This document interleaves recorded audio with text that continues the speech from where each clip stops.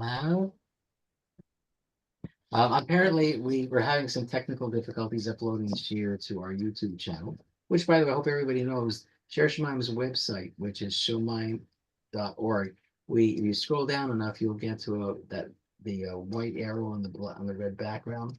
That's the sign that's YouTube. We do have a YouTube channel, but apparently there's some technical difficulties uploading last week's Shiur to the channel, so that wasn't uploaded.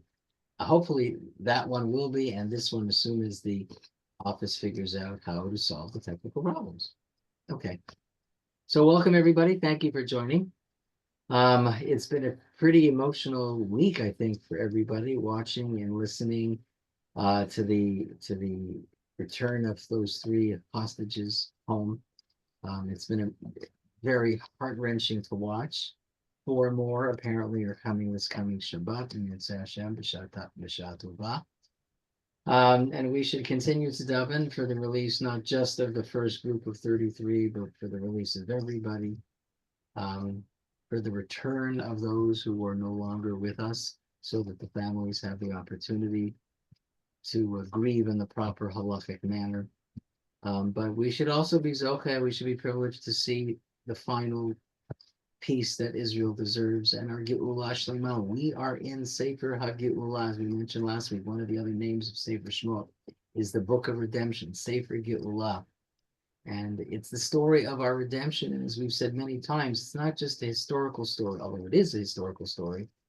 Chazal told us so much more of Maseh Avot Siman Banim, that the reason that these stories in the Chumash are so impactful is not only because of the human drama, not only because they're profound messages, but because they are paradigms. They contain within them elements of our unfolding history. Things that happened to our ancestors, as described in the Torah, will repeat themselves. Patterns will repeat themselves. So as they experience the Ge'ulah, we experience the Ge'ulah. In fact, the Gemara says, "B'Nisan nigalu, b'Nisan atidim lihigael."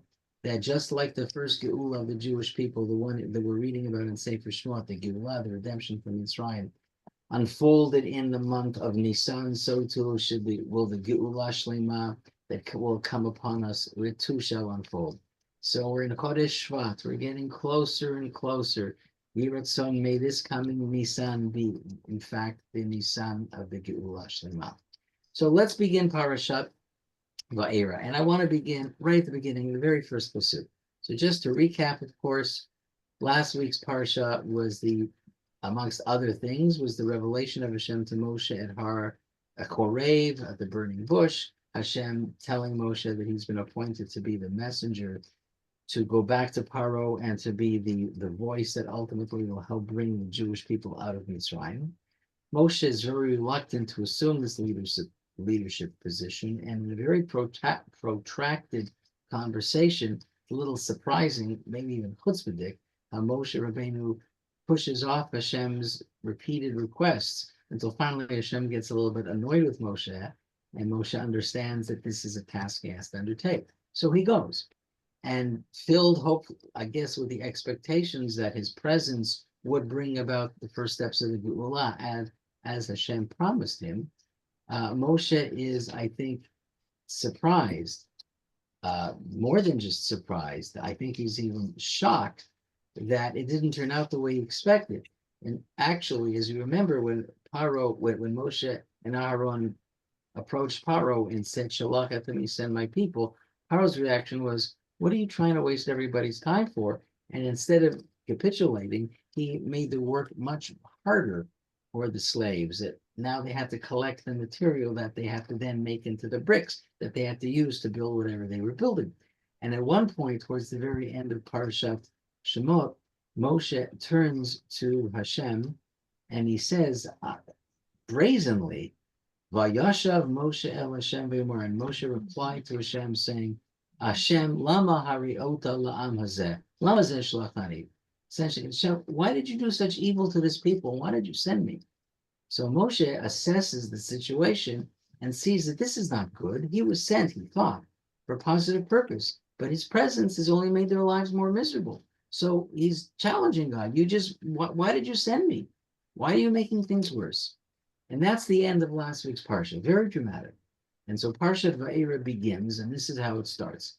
Vayedaber Elokim el Moshe, Vayomer elav ani Hashem. So there's a couple things that I want you to notice, and I'll read this again slowly, Hebrew and English. Vayedaber Elokim el Moshe, Vayomer elav ani Hashem. Now, the English, although it is a translation, it's also an interpretation, and may not sufficiently capture the meaning behind those words. And there's not that many of them. So let me just read from the Art Scroll. And God spoke to Moses and said to him, I am Hashem. So God is the English word for the word Elohim, and Hashem is not translated. So let's just talk about a few things. So first of all, let's notice that the pasuk begins with the word Vayedaber, and then it says Vayomer.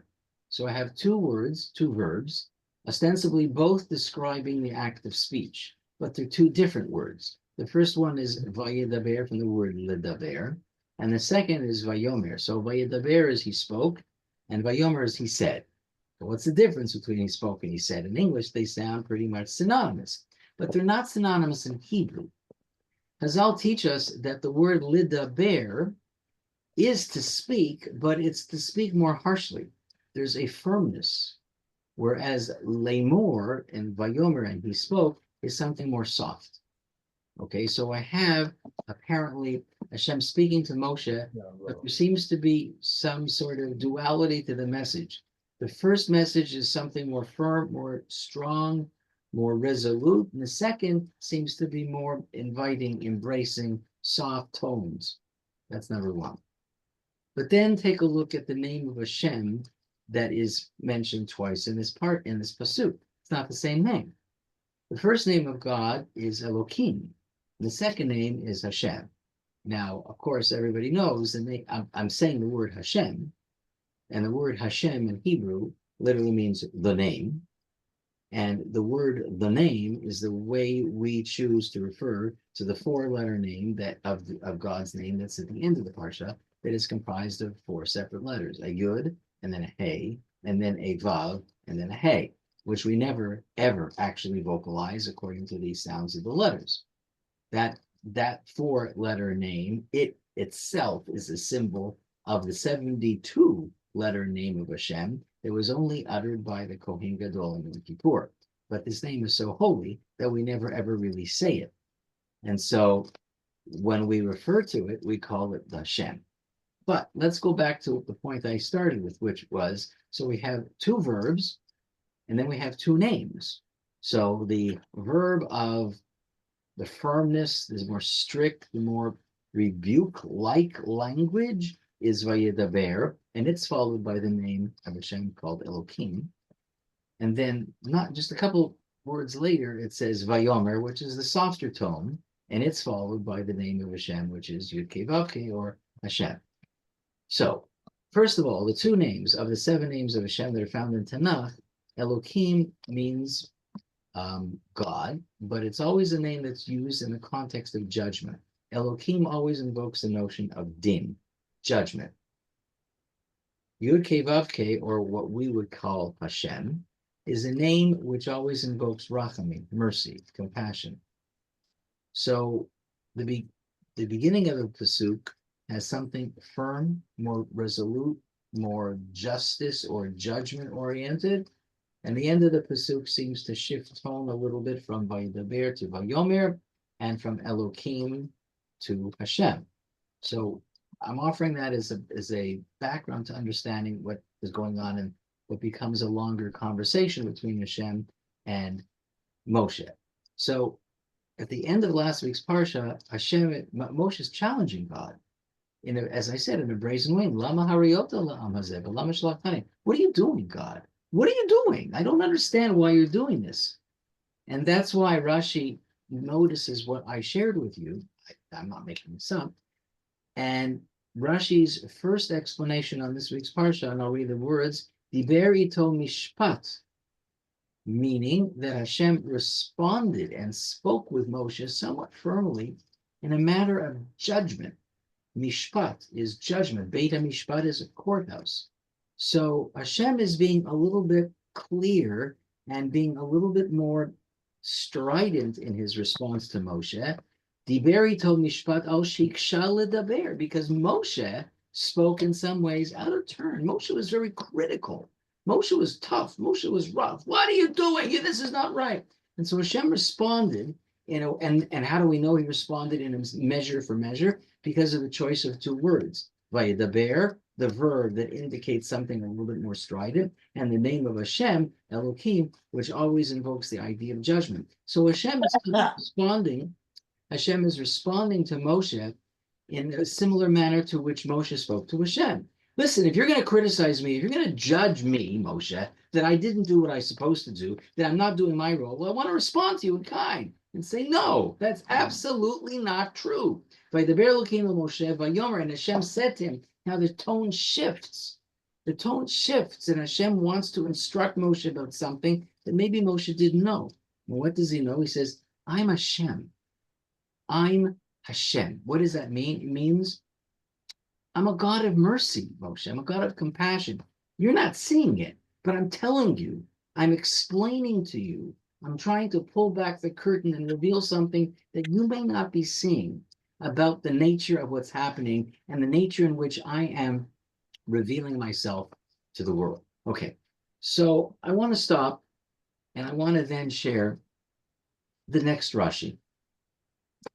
So what is Hashem telling Moshe here? He's saying, I'm Hashem. It's almost like an introduction. Let me introduce myself.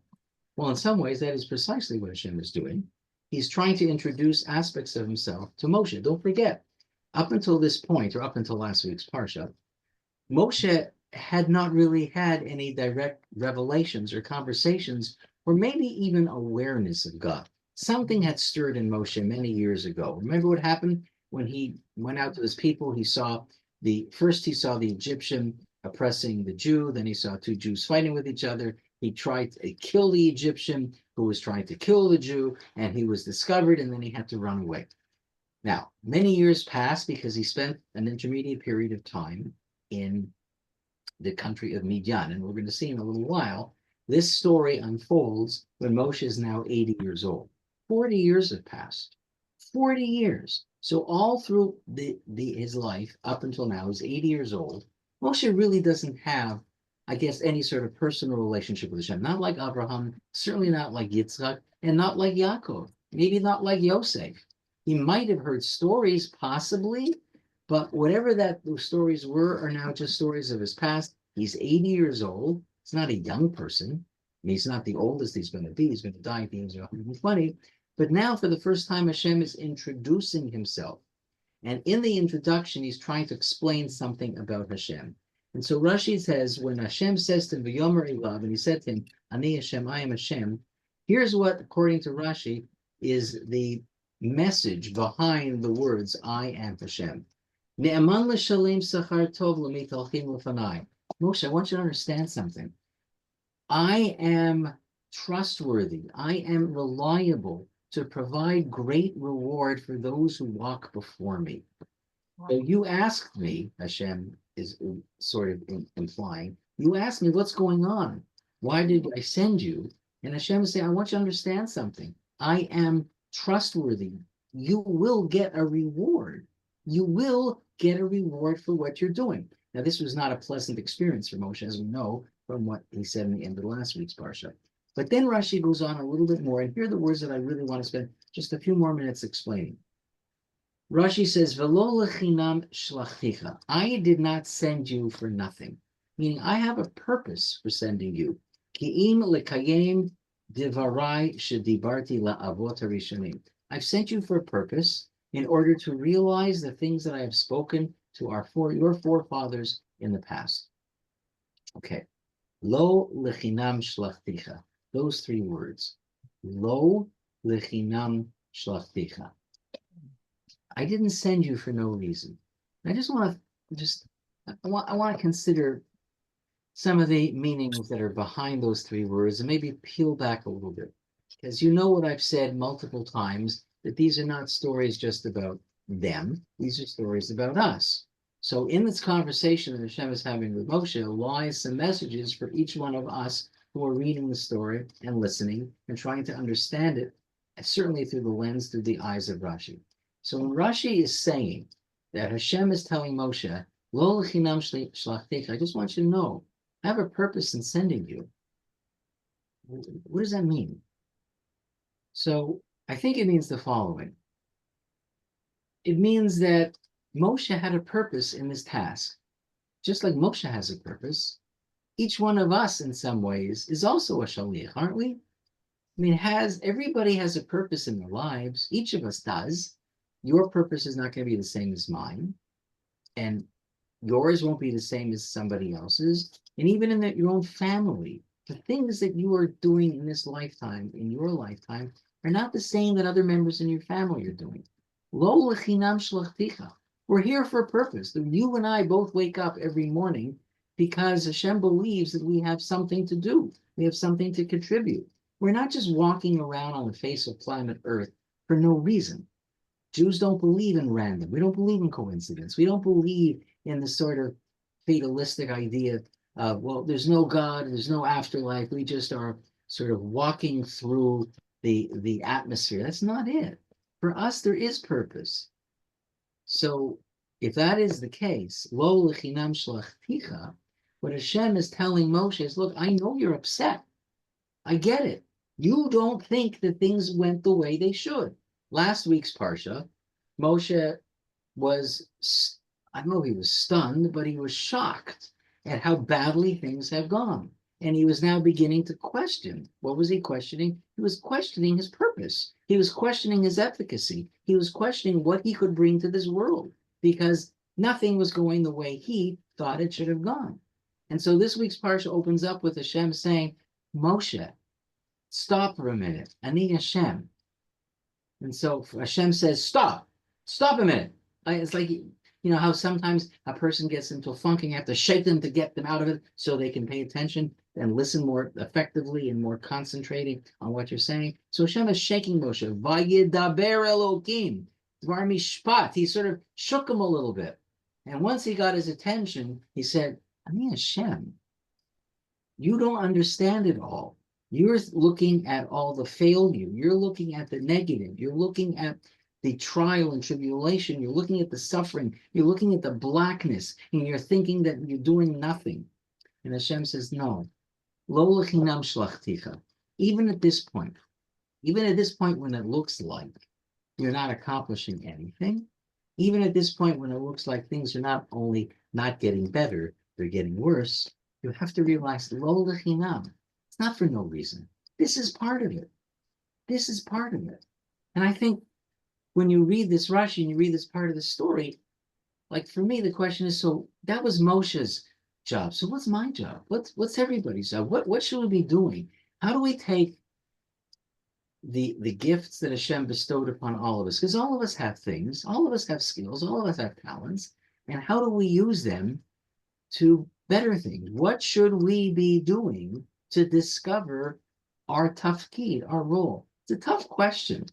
Like, it's not as though each of us was born with a little manual that after we're born, Hashem somehow sends an angel down and tells our parents, hi, congratulations on the birth of your son or daughter, and here's a list of all the things that your child should be doing and accomplishing in their life. Wouldn't that be great? I mean, wouldn't that just solve so many mysteries and questions that we have? But that's not the way our life works. So it's on us. It's on us to figure that out. So how do you figure that out? Like, what? Like, is there a method? Is there some sort of, can I look up an app on my phone to figure out, trying to find my purpose in life and, buy it from the WhatsApp store? Like, how does that work? So I don't know if there's any one great answer, but I think that part of the answer has to be this. Because the question about what's my purpose, lo lechinam shlachticha, if you believe that, if you believe it's a premise, it's almost an axiom that you're here for a purpose, then that's a spiritual question. That's not a practical question. I think that's a spiritual question. And if it's a spiritual question, chances are that the answer is going to somehow be made clear, not all at once, that's for sure, but somehow through our interface with the spiritual realm. We need to do things that connect us to a spiritual realm where we're more likely to find the answer to the deeply spiritual and deeply relevant question of what's my purpose. So I think that means that we need to do things that are spiritual, and in that experience, we're more likely to get clarity. So what would I mean by things that are more spiritual? Well, I don't necessarily mean, okay, do more mitzvahs, although yes, I think that doing mitzvah is a spiritual ask or task, and I think it's more likely to give us clarity. But it's one of the other things. Doing chesed, connecting yourself to community, learning Torah, finding yourself connected in spiritual ways that matter are clearly going to be key in finding what your purpose is. There's no question about it. I told a story. I think I shared it in the class. I know I wrote it in my Aish weekly message. That about a month ago in December, I had an occasion to speak to a young man. He was certainly in his 20s, late 20s, maybe even a little older, in his early 30s, who had found his way to one of the programs that we run. And I asked him, like, tell me a little bit about yourself. How did you get here? Like, why are you here doing these programs? So he told me the following. He said, he for years he had led a completely, totally secular Jewish life. Nothing, not secular Jewish life, a secular life, not connected in any shape, nothing Jewishly. In fact, he fell in love with a non-Jewish woman, and he had thought this was going to be the woman he was going to get married to, but it didn't work out, and they broke up. And at one point, he asked himself, why am I doing this? Why am I trying to find my wife with amongst non-Jews? Maybe I should sort of focus more on my own people. So he somehow found his way to the programs that we were running for his age group, and he started coming. And then he said something to me, which I think is a perfect tagline, but it's more than a tagline. I think it explains in some ways what I'm trying to share with you tonight. He said, I came, he was looking for a wife. He still is. He didn't find that his Bashir, didn't find his partner yet. So he started coming to the programs that we run that have both men and women. And he was hoping to find somebody, meet somebody. So he said, I came for a woman, but I found a community. I found that to be a really deep and profound statement, meaning he thought that it was the man-woman relationship thing that he really wanted fulfilled. But as he began to sort of connect to a whole group of Jews, and the purpose of our programs is to connect them to their background, their spirituality, he found a community. He opened himself up to something that he never expected. And I think in some ways that's the answer for all of us. If we want an answer to why are we here, we're all here for a reason. And I know it's so much easier for us to somehow try to not answer the question. I think in the long run, I don't know when it'll be. I think in the deep part of our neshama, we know when we feel, we're just not doing what we can, that we can do more. We should be doing more, or we're doing the right thing. Well, if you have that feeling in your heart, I think the way in which you will find clarity is if you connect yourself to the realm of the spiritual, whatever that may be for you. I do believe it has to do with what it means to be spiritual in a Jewish sense, to Torah, to Shabbos, to davening, to chesed, to community. Those are the things that have the power to deeply touch a person's neshama. Okay, so that's the opening piece of tonight's Parsha class. Lo lechinam shlachticha. Let's go on a little bit more.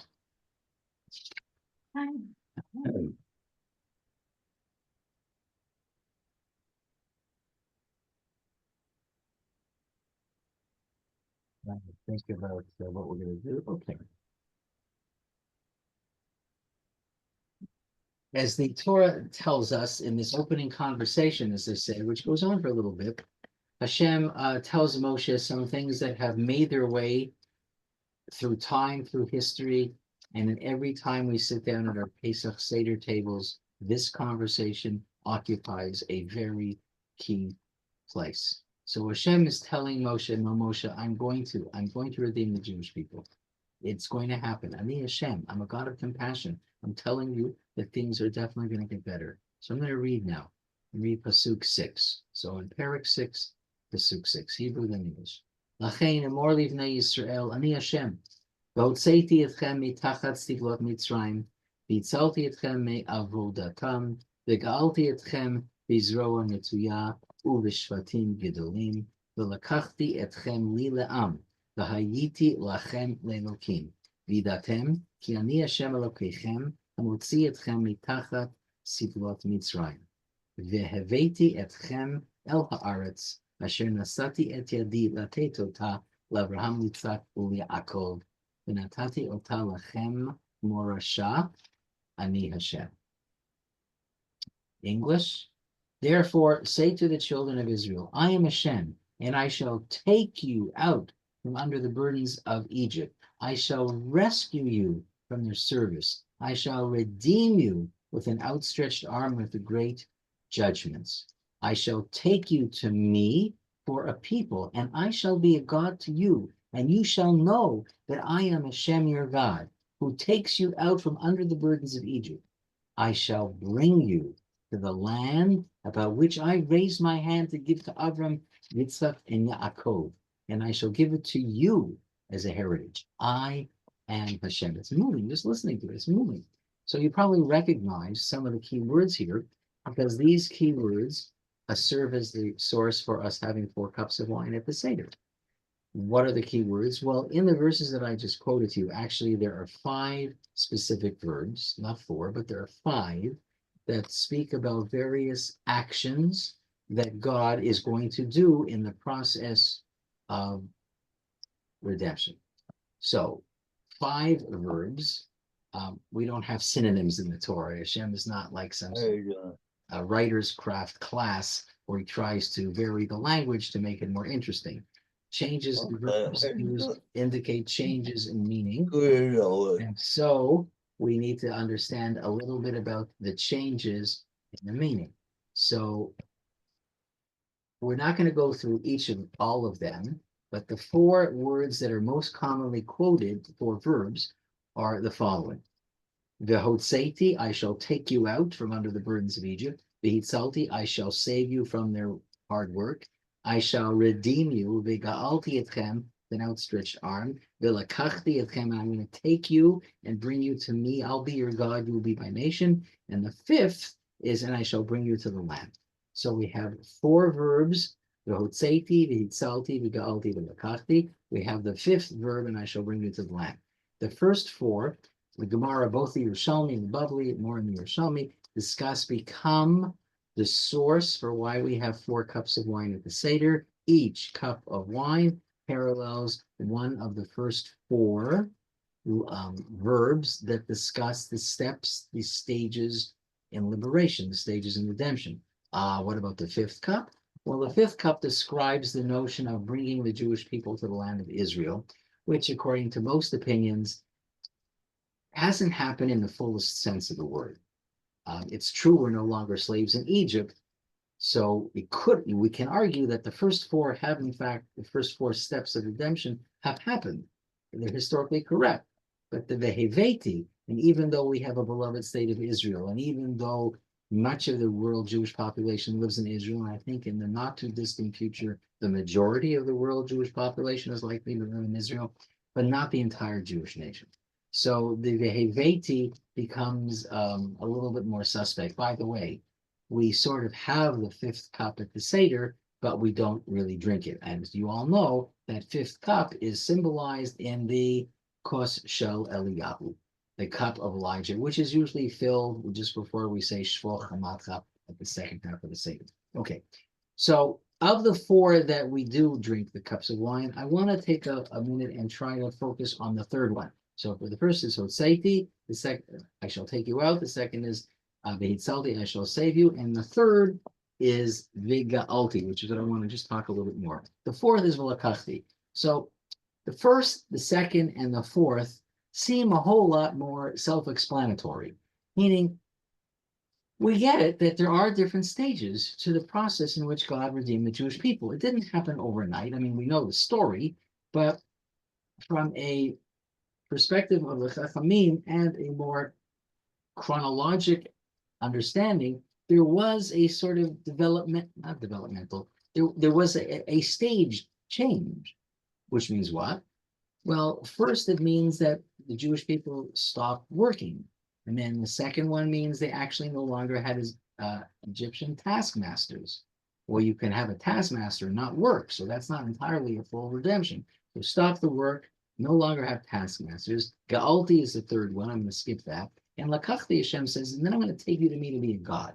Okay, well, we know that that actually happens. And the Haveti, as I said, is we're not happening in this fullness. So what is Ga'alti? Like, what is that part that Hashem says, I'm going to redeem you? What's the, what did that part of the process look like, feel like, sound like? And so it's not a surprise, of course, that there's more than one answer as to what it means.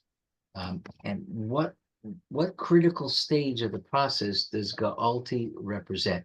And so there are different answers to the question. So, for example, the Seforno, great Italian commentary of Vadia Seforno, he claims that Ga'alti refers to the elimination of the Egyptians at the sea. Okay, meaning, so the first two might have actually happened in Egypt proper, and the third actually happened at the seashore of the Reed Sea when, Kriyat Yamsuf on the sixth day following their leaving until they got to the seashore. So the Seforno says, until that point, Bnei Israel were running away. They were fugitives. They were running away, trying to get away. Once, however, they all had a chance to witness their former slave masters, their former oppressors drowned at the sea. They became free men in a much fuller sense. While in Egypt, they didn't work. So that's a level of liberation. Slaves are forced to work. When you can't force a slave to work, that's one step. Taskmasters no longer were able to exert their influence. That's another. So now we get to the third. The Ga'alti, says the Sforno, watching them drown at the sea. But I want to sort of just push that a little bit more and suggest a slightly different point, or maybe we could say that it's included in the Sforno. Maybe that's what he was hinting at, although he doesn't explicitly say that, but it could possibly be what he was referring to. So perhaps the Ga'alti refers to a different sort of freedom. It's not physical, it's emotional. And before reaching the fourth stage, which is Hashem taking them as a people and then beginning a more personal relationship with God as a Godhead, Bnei Israel had to not only achieve what was known as physical freedom from their work and from their taskmasters, but they also had to accomplish and attain an internal sense of freedom. And transforming this image of themselves, they had to change their self-image from one of dependent slaves to free men. And that marked a really critical, a necessary stage in the process of redemption. So therefore, Ga'alti is it's sort of like a bridge phrase. It's a transitory stage between the first two stages, which represented physical freedom, and the final stage, the Lakachti, which represented spiritual freedom. That's the relationship with God, and feeling that when you have that relationship, that there's a certain sense of freedom that comes with it. And in between the first, second, and the fourth, the third stage, Bnei Israel had to feel their independence. And according to some of the Meforshim, the way Egypt begged them to leave and drove them out in fear of their lives gave Bnei Israel a sense of closure. So according to some Meforshim, Bnei Israel left because the Egyptians wanted them to leave. After having suffered the death of their firstborn, they were pushing them out, not by force, but by request, please, please leave. And so, although it might have seemed to be enough, according to the Meforshim, some say the Jews still had to sort of feel this deep emotional connection. Maybe that meant having to see their oppressors floating dead in the sea, possibly. But the Ga'alti could possibly be that emotional stage. And there's an interesting, I think, where does that apply to us? We're free men. Nobody here is being forced to work. I mean, I know the times are difficult and there are forces in the world that seem to sometimes circle and swirl around us. But it is true, I believe, that even if we consider ourselves to be free in the physical sense, there are a lot of things that bind and restrict us, and they're not necessarily always forces from the outside. Sometimes they're forces from the inside. Sometimes we tie ourselves up in knots. Sometimes we see ourselves as not having the ability to do things. And it's as though we're binding ourselves almost in a manner that restricts us. And that's an emotional, that's a psychological restriction.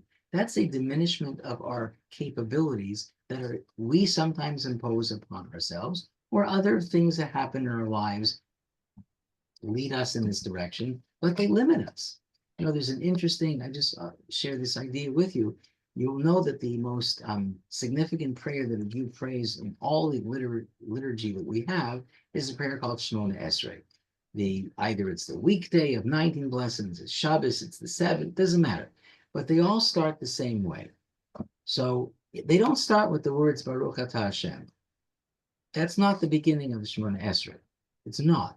There's a line that precedes it, which is part of the Shemona Esrei, and we shouldn't skip. And the line is Hashem sifatai tiftach ufi agi tehilatecha, which means what? Hashem sifatai tiftach. Hashem, please open my lips, sifatai tiftach ufi agi tehilatecha, so my mouth can share or can speak of your wonders or your praises. Hashem sifatai tiftach, please God, open my lips. So what does that mean, open my lips? Like I'm speaking to you now, and I'm moving my lips. So what am I asking God to move my lips for? I mean, I move my lips, not God. So obviously it's more in the metaphoric sense, but what does it mean? Like, what's the metaphor? What's the deeper meaning here? So do you know that the word for lips in Hebrew is sfatayim? Sfatayim, lips. I have two, upper and lower. But safa, in addition to having to do with lips, also refers to the edge of a river, Sfat Hayam. Sfat Hayam, Safa Shel Hayam, the edge of the river. So why should in Hebrew the word for river's edge be the same as lips? So in some ways, the reason is conceptual because there is a similarity. The edge of the river does what? It limits where the water goes. The edge, Sfat Hayam, holds the water between the two lips, as it were, of the river or the lake or the stream or the pond. That's where the water flows. It doesn't exceed the lips. It's held back. So lips, in some ways, is a word that describes something that holds back, that limits. And so here I am in a moment of prayer, hopefully honest, genuine prayer, and I realize what?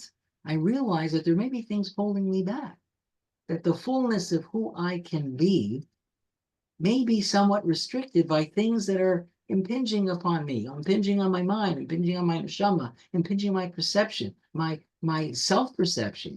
And so I'm saying to God, God, help me open up. If you think that I can do more, if you think that I can be better, if you think that I have what to contribute, if you think that I need to sort of unleash something, I need to be quote unquote redeemed, then help me do that. And that's an emotional redemption. And in some ways, of course, that may be one of the ways that we connect to the Arba Lashon Geula. None of us are slaves in the typical sense that the Torah is talking about when we describe slavery in Egypt. So again, so if we're reading about it, is it just a story in the past?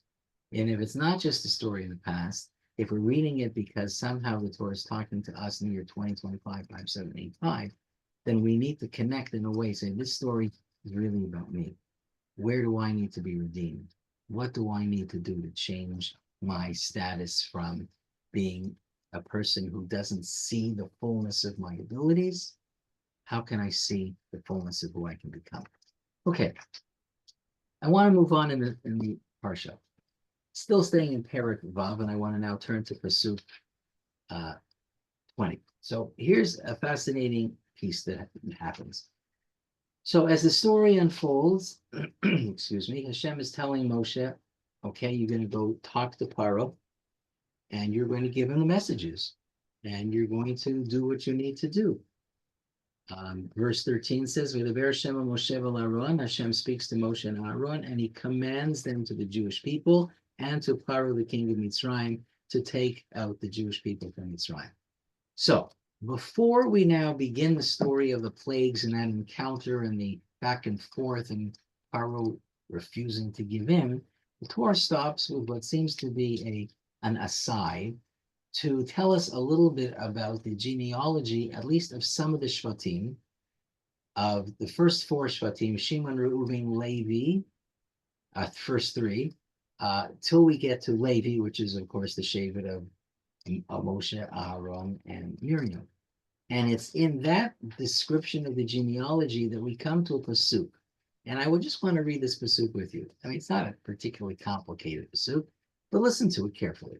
It's pasuk 20. So I'm now reading from chapter 6, above pasuk 20, Hebrew lineage. Vayikach Amram et Yocheved dodato lo leisha, ותהי לו את אהרון בית משה, ושני חיי עמרם 37 ומעט שנה. English 20. Amram took his aunt Yocheved as a wife, and she bore him Aaron and Moshe. The years of Amram's life were 137 years. So we just got some information here. Of course, filling in history that ostensibly we already know. We may not know everybody's name. Amram married Yocheved, his aunt, as his wife. Okay. Now, I don't know if anybody remembers last week's Shiur, but there's a verse in last week's Shiur that I think we need to compare to this verse. We did talk about it last week. Charlie, you and I chatted about this actually in Shul on Shabbos, and you may remember it all. It's the story of Moshe's birth. So how does it start? I'm going back to chapter 2 in Sefer Shemot. I'm going to read it to you. Vayelech ish mibeit Levi, vayikach et bat Levi. A man went from the house of Levi and took a daughter of Levi.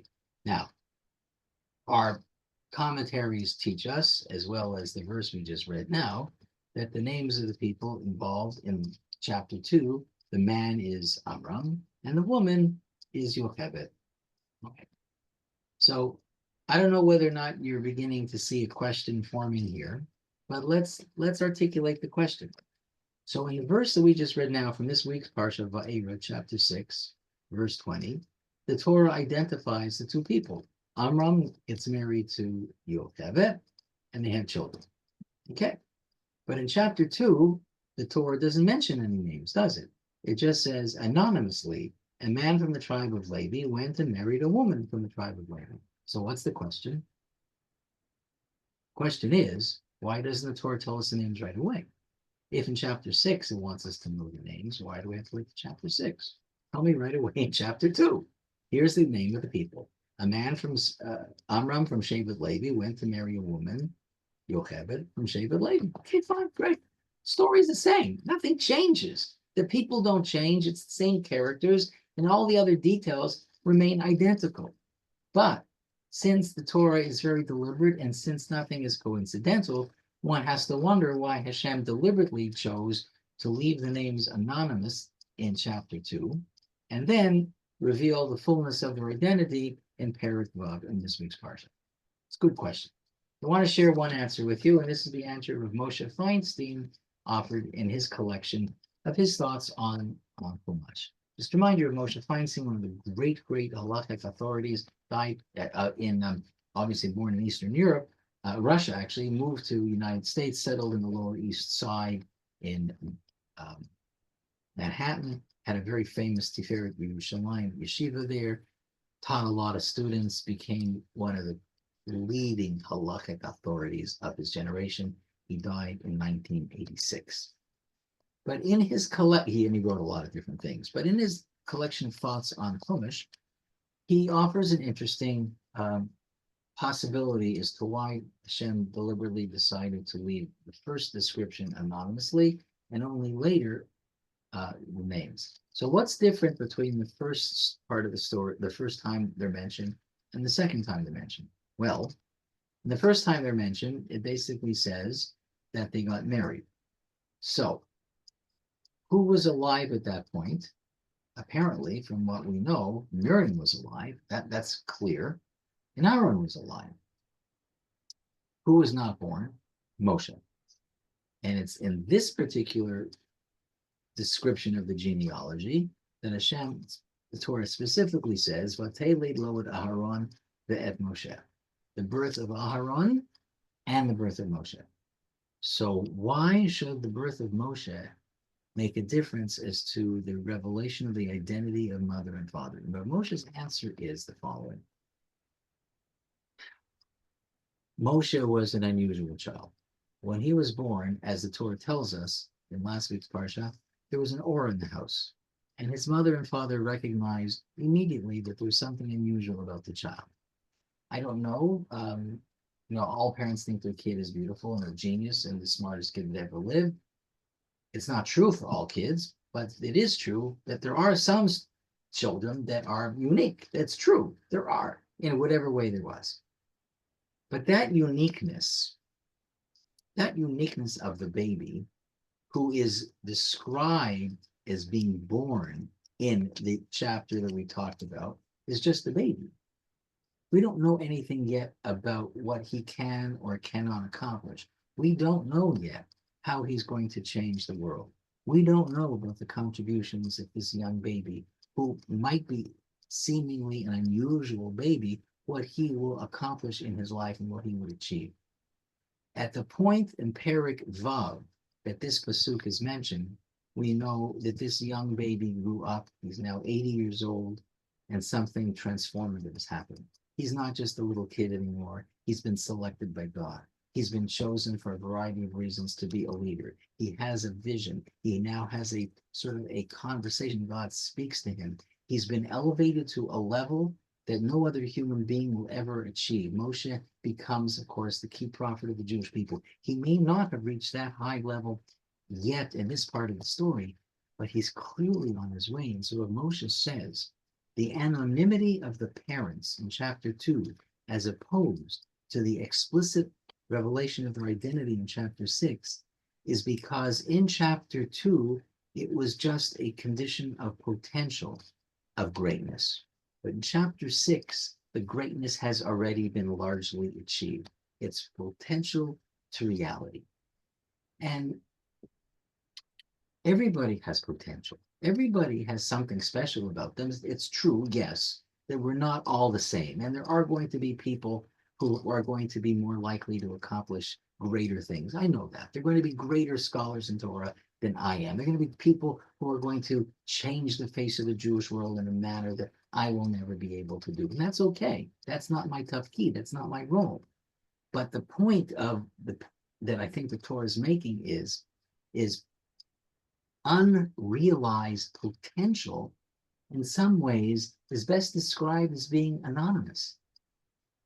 You become who you become. You carry the name of who you are when your potential is realized. Then you step into the fullness of what you're supposed to be, who you're supposed to be, what you're supposed to accomplish.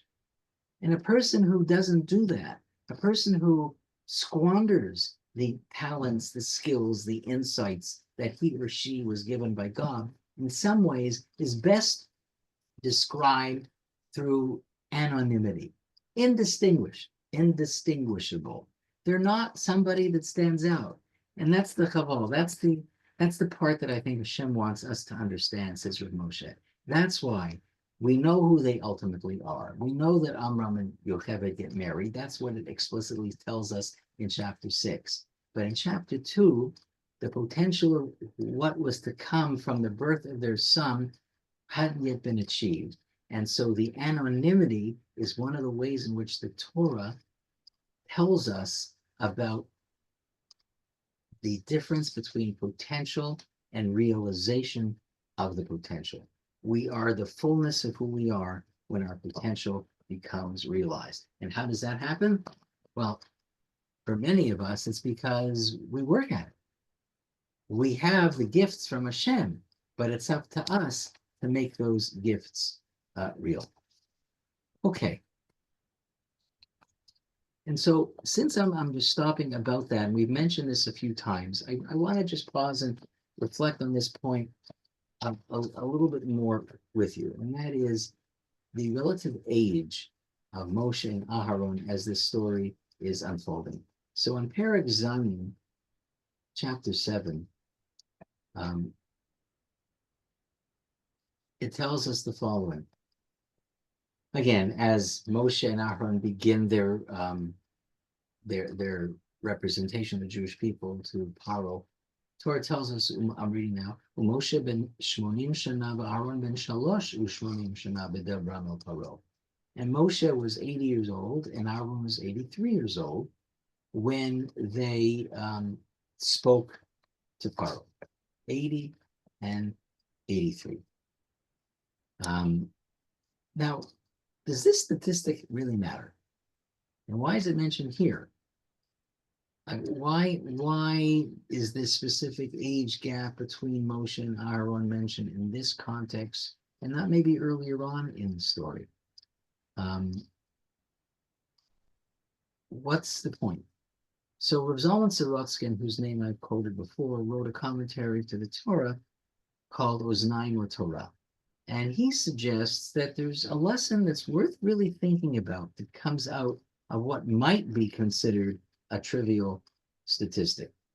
You know, Sefer Tehillim that many of us read on a regular basis, most of it, as we know, was compiled by David HaMelech. But not all of the prakim were compiled by David HaMelech. Starting at chapter 90, there are a series of 11 prakim, 11 chapters, which the Chachamim tell us were not written by David HaMelech. They were actually composed by Moshe Rabbeinu. And one of them, chapter 90, Perek Tzadi, begins a prayer to Moshe, Tfilah Moshe Ish Elokim. And this chapter, chapter 90, Moshe declares that the span of our life is 70 years, or given strength, 80 years. Normal span of life is 70 years, and if we're given extra strength, then it gets pushed, extended, prolonged from 70 to 80. Now, it's interesting that Moshe himself, according to Chazal, Moshe wrote this chapter to him. So Moshe makes the point that at least during his period in history, people generally lived around 70 years old. So Moshe is saying, 70. If Moshe, as Chazal tells us, authored this, and Moshe says most people live to be around the age of 70, that was the average age of people. Mortality rate was 70. And Moshe says that explicitly in that Perek of Tehillim. 70 is common, 80 is less common. So then Rav Sorotsky notes it was precisely at this age of 80 when life was expected to end. Okay, 70 is common, 80, oh my gosh, and then after 80, like that's not common. Most people pass away. So it's at the age of 80, according to this, that actually Moshe started his career.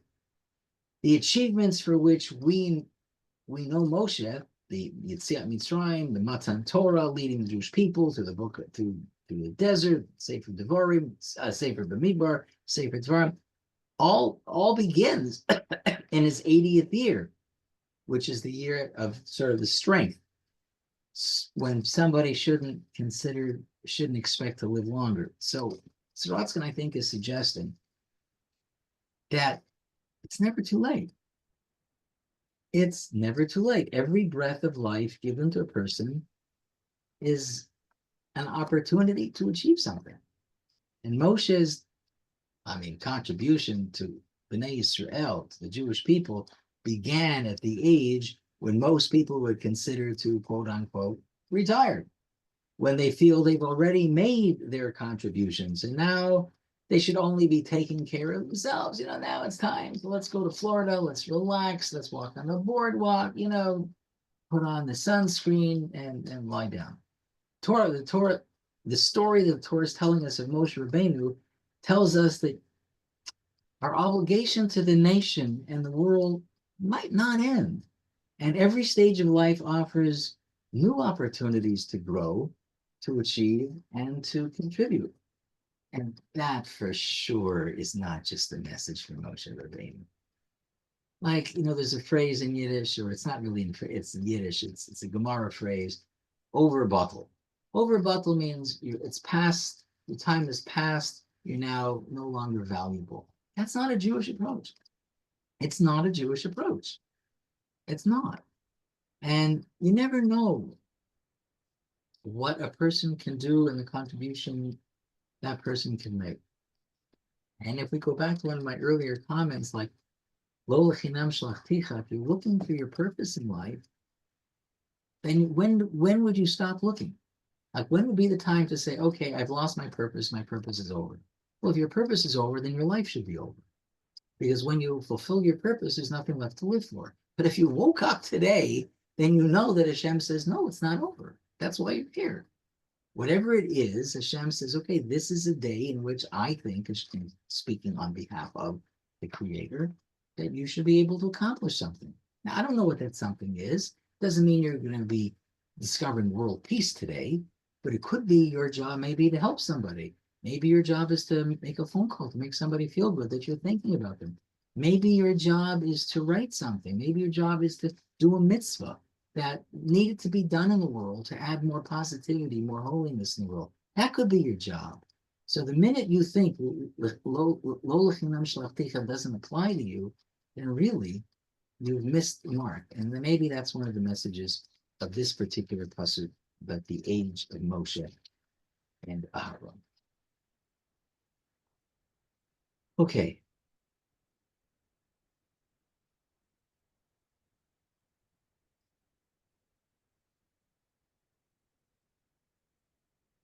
Trying to think of what I know. Just a couple of minutes here. And another thing.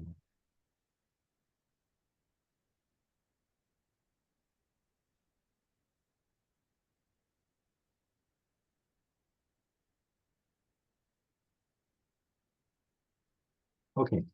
I want to end with the following Dvar Torah, following explanation of the Chassam Sofer, and it's on chapter 8, Psukim 21, 24. 21, 24. So here again, in Torah Parsha Vaera, there's this ongoing negotiation. Hashem tells Moshe and Aaron to go to Paro, to present him with an option to let my people go, otherwise he's going to suffer a dreadful makah. Paro refuses, back and forth, makah, makah, makah, makah. So in chapter Perek, this is exactly what's going on. And we're now talking about Arov, is the makah, which is the wild beasts. And as we read, I'm going to read it in English just to save time. Paro summoned Moshe and Aaron and said, go, bring offerings to your God in the land. So Paro is succumbing to the pressure to let them go because of the impact that the makah of wild beasts is having. And he says, fine, okay, you know what? If you need to sacrifice to your God, that's fine. Go bring offerings to your God in the land, meaning do it here, do it in Egypt. It's okay, I'm going to let you do it. And Moshe said, it's not proper to do so, for we will offer the deity of Egypt to Hashem, our God. Meaning, Moshe says, well, what we're planning on doing is sacrificing an animal that you, the Egyptians, think is a god. And so, behold, if we were to slaughter the deity of Egypt in their sight, well, won't they stone us? Moshe is saying, excuse me, it doesn't make sense to do that. We're going to just get everybody upset and angry, and they want to kill us for doing this in full view of everybody. We will go on a 3-day journey in the wilderness and bring offerings to Hashem, our God, as he will tell us. Okay, so the Chassam Sofer says something really interesting here, and he sort of interprets Moshe's counterclaim. Paro says, okay, you want to worship your God, that's what this is about. You need to have some sort of religious expression. Fine, do it. Maybe do it in the land of Goshen, do it not in Goshen. And Moshe says, we can't do that, because if we do that, we're going to be, in the view of Egyptians who are passing by, we're going to be killing your God. So Chassam Sofer says that whose welfare is Moshe worried about? Well, the easiest answer, the most obvious answer, is he's worried about the Jewish people getting killed by rampaging and angry rioting crowds who are watching the Jews sacrifice their God. So to protect the Jews from getting stoned to death by crazy, angry crowds, he says, I don't want to do that. That would be a logical explanation, 100%. But here the Chassam Sofer turns it around and says, Moshe is not expressing concern for the welfare of Bnei Israel, but to the contrary. He shows sensitivity to the religious sentiments of who? The Egyptians.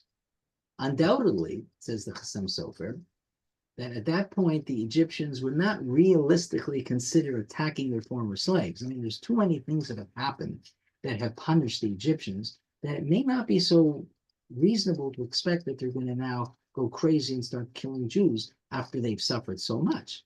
They would, however, very much desire to do so. That's probably true, but they may be holding themselves back. Such an overt offense, says the Chassam Sofer, doing something so blatant to offend the Egyptians would cause them distress and upset, says the Chassam Sofer, something that Moshe wanted to avoid because of his sensitivity. And Paro therefore agrees to let the slaves leave. Now, this is not a simple explanation, right? Because at the end of the day, is Moshe really worried about the sensitivities of a nation that has enslaved our people? And the pshat seems to be the answer is, yeah, that's part of the process. That's part of Chassam Sofer said Moshe's greatness was not only to look out for the welfare of himself and his people, but to somehow understand the complexity of the relationship and the needs of the Egyptians. Maybe from a utilitarian perspective, if you understand their needs, you're more likely to get them to figure out or to comply with what you want. But it's fascinating that according to Chassam Sofer, at this moment, the conflict was Moshe sought to resolve the conflict not through brute force. We're going to force you into submission. We're going to beat you down. But he said, look, I'm trying to be sensitive to you, and I think that this is not the best way to resolve this because I think ultimately it's going to show a slap in the face. And maybe when a person gets slapped in the face, they're less likely to want to resolve a conflict. It's a very provocative answer that Chassam Sofer gives. I don't know if everybody agrees with him because it's so generous and so sensitive to those who seek to harm the Jews that you wonder whether maybe it's really not the right approach. But sensitivity to others in most circumstances is definitely the Jewish approach. You know, the prisoner exchange in Israel now, you have to wonder, look how we are being so sensitive to our antagonists and look at what they're doing in place to us. So, Yiratzon, may whatever sensitivity we have be a zchut for us, for the hostages, for Klal Yisrael. May the coming week be a week that brings us good news, maybe brings us one step closer to the fullness of the Geula that we all long for. So thank you, everybody, for joining us today. Please feel free to unmute yourselves. I'm happy to to talk and to hear what's going on in your minds.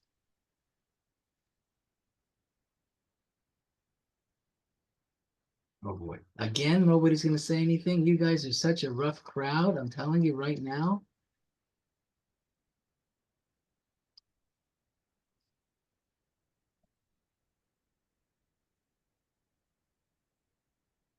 Okay. Well, Charlie, you have to unmute yourself if you want to say something.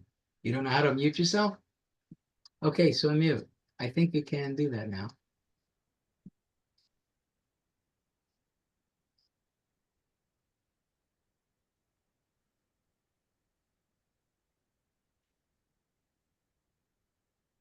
Hello, Rabbi? Yep, I can hear you Oh, now. now you can hear me. But Now I before, can. if you tried to unmute, you couldn't do it. There was some reason it just wouldn't do. This 3-day journey, okay, that you just talked about. to sacrifice to Hashem. Yeah. Was the intent here to go 3 days and return to Egypt? Great question. Such a good question. That's a topic of conversation amongst the Meforshim as to whether or not this was a subterfuge or whether Moshe actually meant it on face value. Some Meforshim say, yeah, he meant it at face value. You're going to go and come back. And some think, no, it wasn't.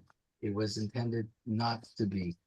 So I can't tell you that there's only one way of understanding it, but it's an interesting question, and it highlights. So was this like a ploy? Was this a lie? Was it an act of trickery? And if you say it is an act of trickery, would anybody think that it's immoral to do that to a king of a nation that was so victimizing the Jewish people? I don't know. Would it have been more moral to stay and let them take advantage of us? And I think it's an interesting moral dilemma. But there are definitely two distinct approaches to this. He meant it as he said it, or not. Did God bring this idea to Moshe, or was this Moshe's idea, this 3-day journey? I don't think Moshe. I mean, I don't think that it explicitly says that Hashem told him. I mean, there obviously are. There could very well have been conversations that Moshe had with Hashem that are not recorded in the Chumash, and only those conversations which had specific messages that went beyond the moment were recorded, but not 100%. I don't think it says that Hashem said that. I don't think so.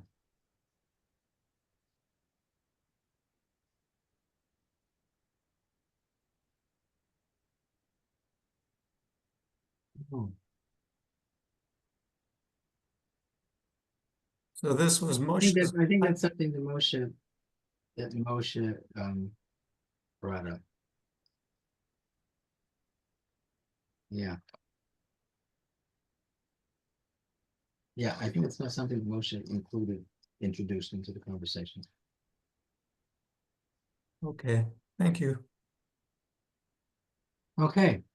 Thanks everybody for joining this week. I really appreciate it, as I always do. I love seeing everybody. I love the opportunity to share Torah thoughts with you. And again, please take the opportunity to share these with others on Shabbos.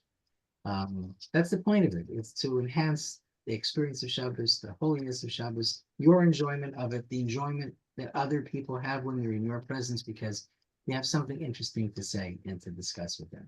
So be well. It should be a week of bracha, simcha, a geula for the Jewish people. Thanks, everybody. Amen. Thanks so much, Rabbi Diamond. Thank you. Be well. Bye-bye.